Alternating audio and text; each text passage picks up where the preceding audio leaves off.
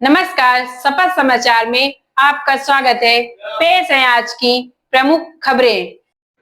फतेहपुर जिले की बकेवर थाने की पुलिस को एक बड़ी सफलता हाथ लगी है। बकेवर सीमा पर कुछ दिन पूर्व रिंद नदी किनारे मिले सिर कटे नर कंकाल की सनसनीखेज वारदात का पुलिस ने खुलासा कर दिया है।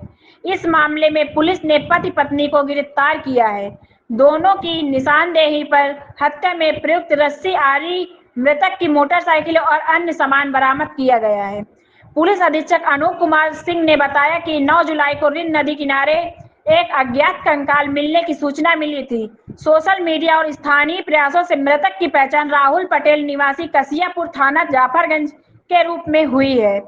जांच में सामने आया कि आरोपी राम भवन और उसकी पत्नी सरिता ने मिलकर हत्या की साजिश रची थी। सरिता और राहुल पटेल के बीच करीब 3 वर्ष से अवैध संबंध थे, जो जानकारी होने पर राम भवन को नागवार लगे थे। 2 जुलाई की रात सरिता ने राहुल को घर बुलाया, जहां राम भवन ने रस्सी से गला घोंटकर उसकी हत्या कर दी। पत्नी की मदद से 100 को मोटरसाइकिल से रिंद नदी किनारे ले जाकर पेट्रोल पंप डालकर जला दिया और सिर काटकर दूसरी जगह फेंक दिया गया। शपथ समाचार ब्यूरो रिपोर्ट नरसिंह मौर्य। रात में करीब 12 बजे के आसपास ये सूचना मिली थी कि रिंद नदी में एक कंकाल बहते हुए आया है।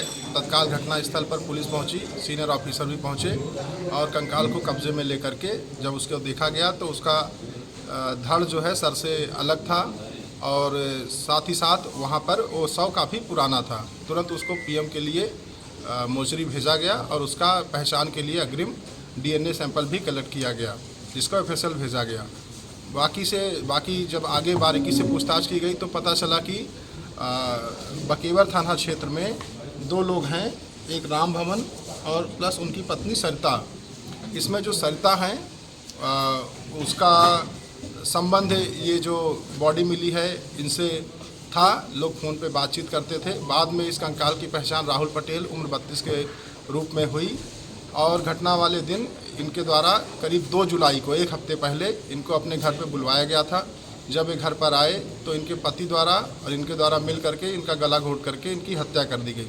उसके बाद इन्हीं की मोटरसाइकिल पे इनको बिठाकर, जिसमें पत्नी पीछे बैठी और पति चला रहा था, इनको नदी के किनारे ले गए और इनको 100 पे पेट्रोल छिड़क करके आग लगा दी गई और जो इनका सर था वो धड़ से अलग कर दिया गया। साथ ही साथ हाथ की कलाइयाँ भी काट दी गई और नदी में 100 को फेंक दिया गया। जो बाका था वो इनकी निशानदेही पे बरामद कर लिया गया है। साथ ही साथ मोटरसाइकिल के टूटे हुए अवशेष भी झाड़ियों से बरामद किए गए हैं। जो इनका मोबाइल था उसको भी इन्होंने तोड़ करके नदी में फेंक दिया था, जिसका कुछ हिस्सा बरामद कर लिया गया है। फील्ड यूनिट को बुला करके घटनास्थल से जो आग लगाई गई थी उसके कालिख और अन्य अवशेष कलेक्ट किए गए हैं। इन लोगों में पूछताछ में एक बात और पता चली कि कानपुर के पश्चिमी पारा थाना क्षेत्र में इनकी गुमशुदगी भी लिखी गई थी। उसी के क्रम में इनकी पहचान हुई और आगे घटना का अनावरण हो सका है। आपराधिक इतिहास?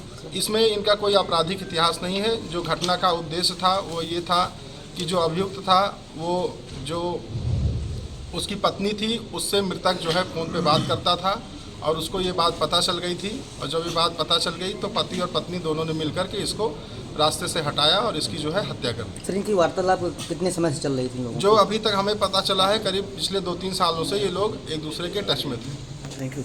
आप देख रहे हैं शपथ समाचार।